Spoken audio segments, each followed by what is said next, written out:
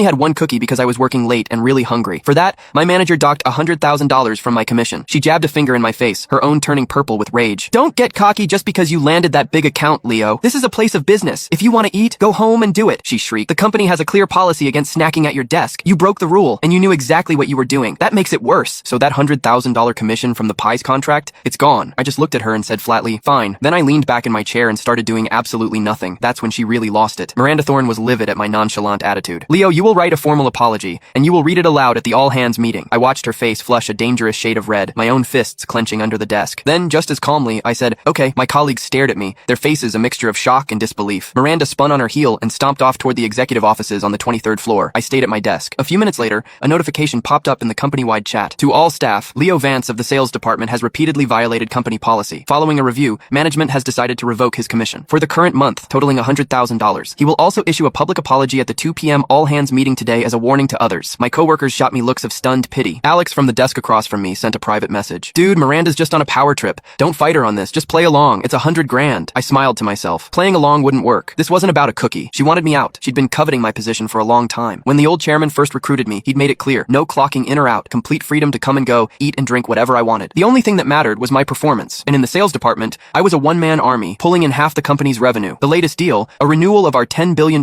contract with Peace Corp, took me only a week to lock down. Miranda probably thought my job was too easy. The jealousy was eating her alive. I replied to Alex, just wait. This afternoon isn't just about my public shaming. They're bringing in my replacement. Alex's icon showed a shocked emoji. I ignored it and calmly began organizing all my client files, printing out hard copies of everything. Then, I factory reset my company phone. Once that was done, I started writing my apology. Miranda came down once during that time, a smug, triumphant smirk on her face when she saw me typing away. At 2 o'clock, she personally escorted me to the 23rd floor conference room. Over 100 employees were seated, waiting. Miranda's voice boomed through the microphone. Let me reiterate, a company is a place of work, not your living room. We have repeatedly asked you to maintain a professional environment, but some people just don't listen. And don't think you're special just because the chairman himself hired you. Anyone can make a few phone calls, have a nice dinner, and sign a contract. Leo, get up here and deliver your apology. Let everyone see what happens when you disrespect the rules. I stood up and walked to the front, feeling the mix of pity and morbid curiosity from the crowd. Miss Thorne is right. I shouldn't have eaten a cookie at my desk. From this day forward, I will strictly adhere to all company policies and never cross the line again. Ms. Thorne, I'm not a man of many words. You told me not to eat, so I won't. My job as a salesperson isn't that important anyway. It's good that you finally understand. And given your repeated infractions, the executive team has decided to remove you from your position as sales director. You are now a junior sales associate. And this, she announced, gesturing to a greasy-looking man beside her,